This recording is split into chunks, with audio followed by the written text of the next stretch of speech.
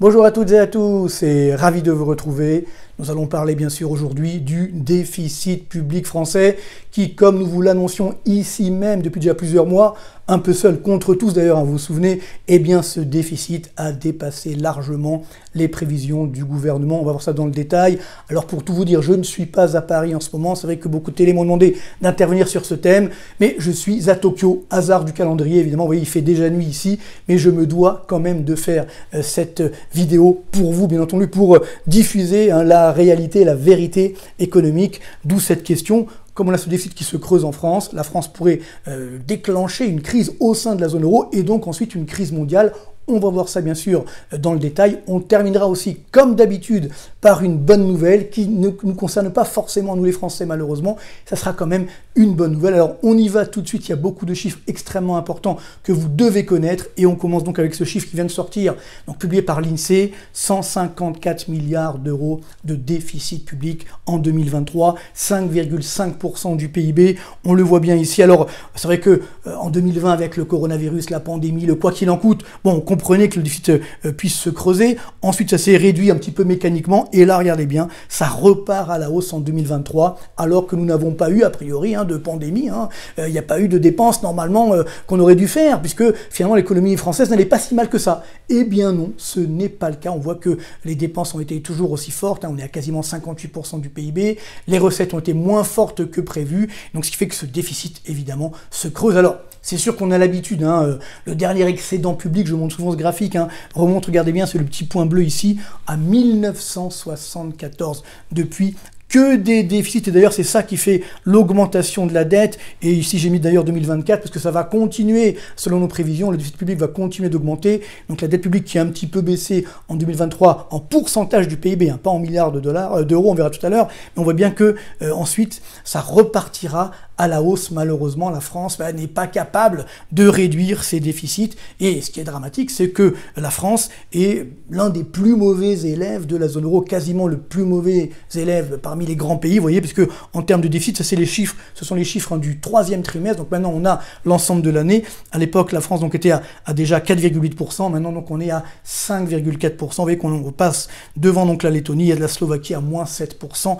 Et ce qui est très intéressant de voir, c'est que sur justement 2023, la France est le seul grand pays de la zone euro où le déficit public augmente dans de telles proportions. Ça, c'est vraiment inquiétant. Regardez, on a les derniers chiffres ici donc, du troisième trimestre 2023 et par rapport à 2022, ça s'améliore quasiment partout. Regardez, Chypre, on passe de 2,4 à 2,6 d'excédent public. Le Portugal, pareil.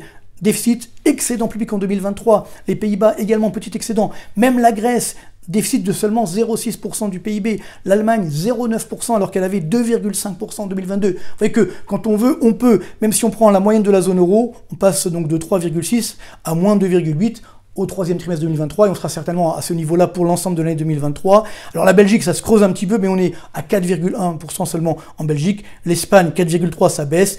L'Italie également, regardez, ça passe de moins 8 à moins 4,5 en termes de déficit. Et évidemment, la France, on était à moins 4,8, et donc nous passons à 5,5% de déficit sur l'ensemble de l'année 2023. Donc c'est vraiment une contre-performance française, et ça pose un vrai problème au niveau de la zone euro, puisque la France est l'un finalement des rares pays, pour dire le seul grand pays qui dérape en 2023 par rapport à 2022, alors que tous les autres pays de la zone euro ont fait justement des efforts assez considérables. Alors, si on regarde le détail des chiffres, là aussi, sur les statistiques de l'INSEE qui viennent encore une fois de sortir, mais il faut savoir que c'est surtout le déficit de l'État central qui est très élevé. Vous voyez, on est à 156,9 milliards d'euros si on regarde l'administration publique centrale, l'État 153,3 milliards. Par contre, si on prend les collectivités locales, on est à seulement 9,9 milliards de déficit. On était en excédent, ou enfin léger, quasiment excédent, on va dire en solde pile à zéro. Là, on est à moins 0,4. Et solde des collectivités sociales, on est même en excédent de 0,5% du PIB. Donc là, on retrouve le chiffre 5,5, 154 milliards au total. Donc on voit bien que c'est l'État français, l'État central principalement, également un petit peu les collectivités locales, mais surtout l'État central qui a dérapé. Alors évidemment, si le déficit déficit public augmente, eh bien la dette publique également augmente et donc la dette publique française a atteint un nouveau sommet historique. Regardez bien, ça c'est incroyable, ça y est, on a dépassé la barre des 3101,2 milliards d'euros précisément, c'est-à-dire une augmentation de 718,2 milliards depuis le début 2020. Ça évidemment, ça fait mal, sachant que ça va nous coûter évidemment particulièrement cher. Regardez bien cet écart entre la variation du PIB et la variation de la dette publique. Il y a à peu près 300 milliards d'écart. Donc on se rend bien compte que malgré l'inflation, certes le PIB français a augmenté de 366 milliards, mais la dette de 718 milliards. C'est-à-dire pour obtenir 366 milliards de PIB, avec l'inflation, on a dû augmenter cette dette de 718,2 milliards d'euros. Ça ne colle plus. On rend bien compte que ça ne peut plus durer comme ça, sachant qu'en plus de cela, eh bien ça va continuer, comme je l'évoquais en 2024. Pourquoi ça va continuer? Parce que la croissance va rester faible, autour des 0,6%, même 1% selon le gouvernement, donc ça veut dire moins de recettes fiscales. On a également une augmentation du chômage qui est en train de malheureusement se dessiner, donc qui là aussi ça va faire plus de dépenses.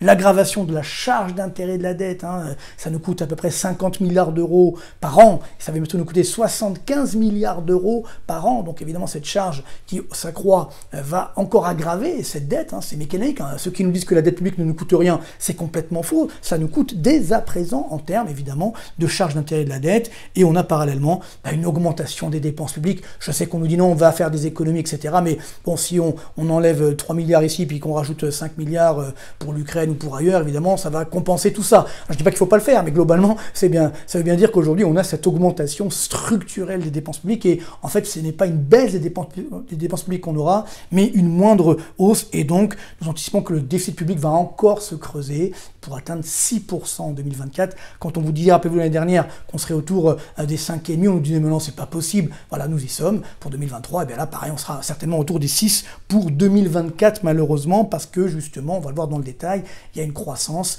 qui reste très faible. On vient d'avoir les chiffres des directeurs d'achat. On avait un petit espoir au mois de février avec une remontée. Et regardez, au mois de mars, bien, dans les services, dans l'industrie, ça repart à la baisse. On est bien sûr largement sous la barre des 50. Pour l'instant, la France est le seul pays, sur ceux qui ont publié leurs premières estimations des enquêtes des directeurs d'achat de mars, à avoir une double baisse, et dans les services et dans l'industrie. Par exemple, l'Allemagne, ça va plus mal qu'en France, mais ça s'améliore néanmoins. L'augmentation est là, alors que nous, ça repart malheureusement à la baisse. Et donc, si on voit l'indicateur composite, ça veut dire tout secteur confondu, on voit bien que la croissance, voilà, elle va repartir en territoire négatif. On pourrait avoir une baisse de 1 à 2% du PIB au total sur, évidemment, glissement annuel. Après, ça ira mieux au second semestre, mais néanmoins, sur l'ensemble de l'année, si on fait 0,6%, ça sera déjà une très bonne performance.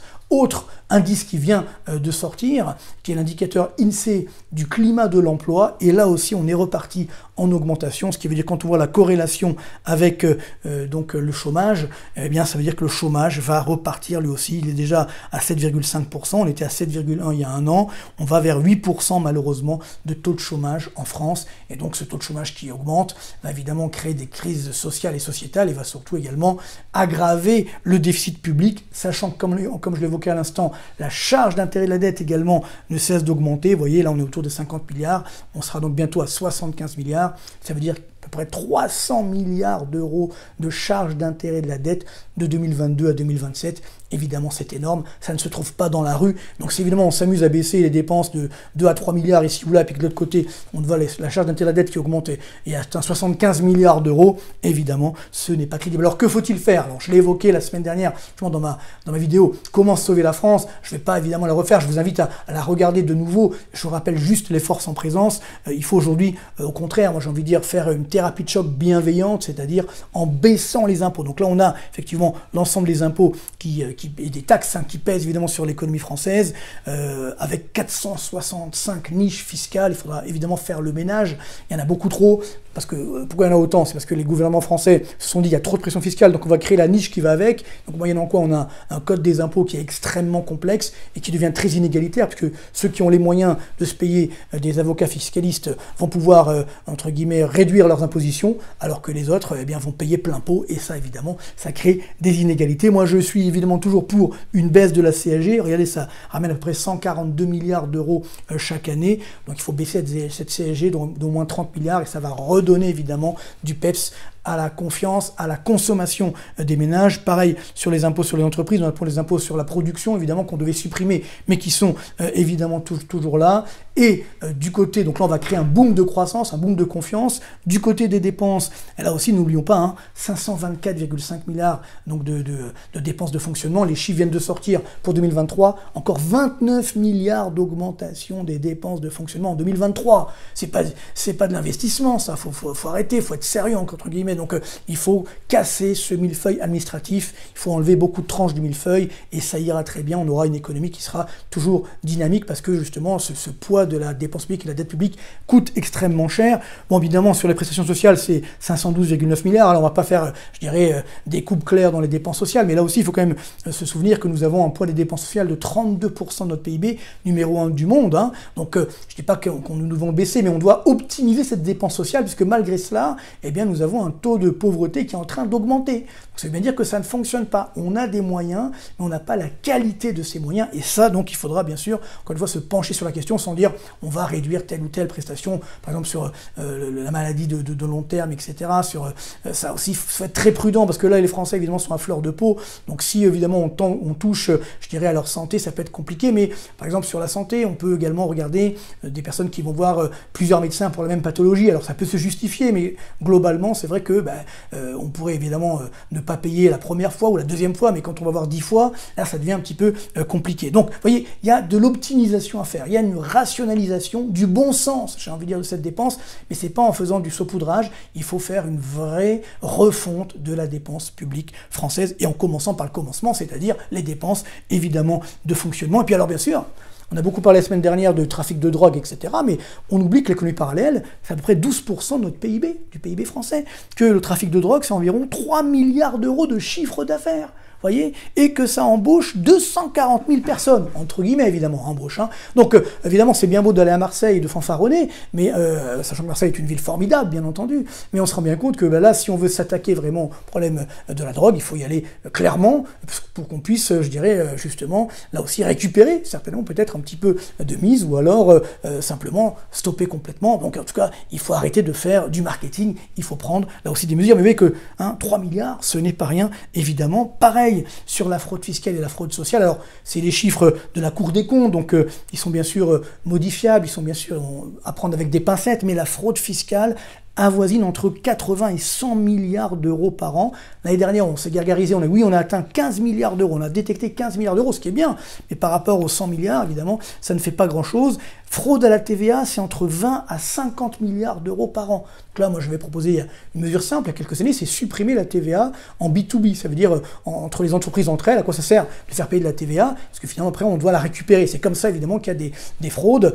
Et donc, ça simplifierait évidemment la situation, et ça éviterait une situation de fraude. Fraude aux cotisations sociales, évidemment, c'est beaucoup moins, mais c'est tout de même 9 milliards d'euros par an, 4 milliards notamment pour le travail dissimulé. Fraude aux prestations sociales, 8 milliards d'euros par an, c'est quand même pas rien non plus.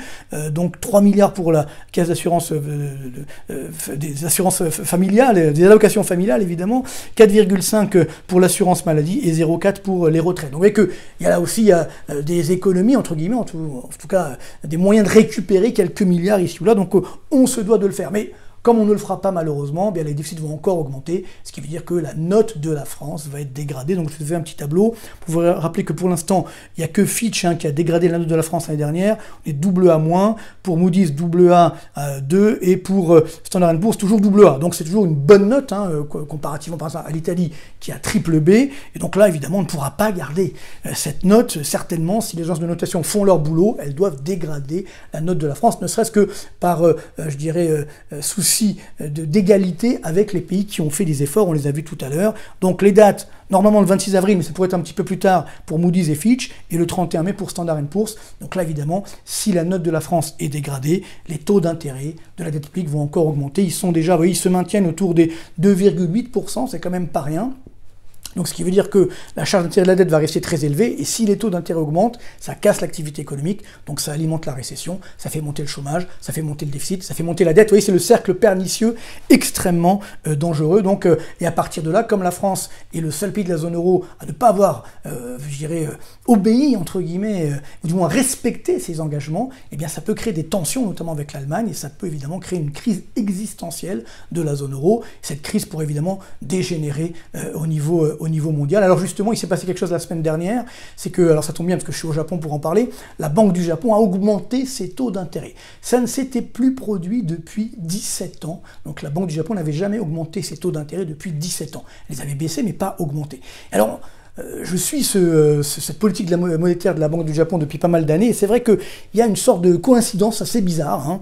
C'est que malheureusement, à chaque fois que la Banque du Japon entame une phase de resserrement monétaire, quelques trimestres ou quelques années plus tard, généralement une année plus tard, eh bien, il y a une grave crise économique. On se souvient par exemple de la hausse des taux de mai 89, et puis bien sûr la crise de 90-91, grave récession. Ensuite, hausse des taux en juillet 2000, et bien sûr dégonflement de la bulle Internet, récession en 2000-2001.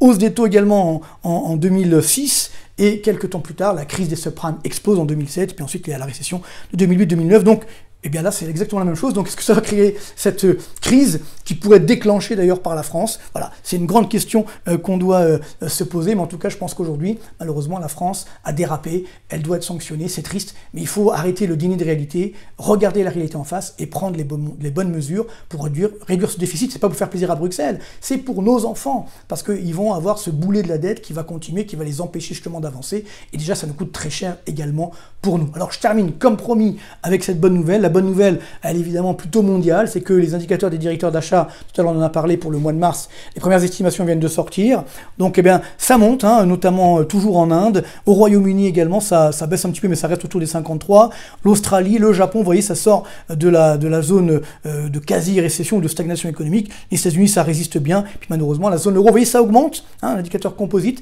49,9, mais on est juste à la barre des 50, donc on est toujours en zone de récession. L'Allemagne également, vous voyez, ça augmente, 47,7, puis malheureusement la France, c'est le seul pays, comme j'évoquais tout à l'heure, où ça baisse, donc on est à 47,4, et donc ce qui veut dire que là aussi on est derrière malheureusement nos amis allemands, donc là aussi à surveiller de très près. Donc voilà ce qu'on pouvait dire aujourd'hui. Encore une fois, merci pour votre fidélité, merci pour vos likes, hein, pour mettre les pouces vers le haut, pour vos abonnements, on a dépassé, ça y est, les 140 000 abonnés, c'est formidable.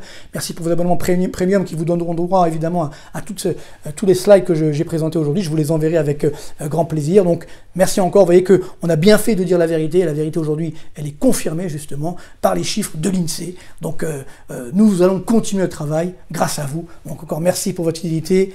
Portez-vous bien, bonne continuation et à très bientôt.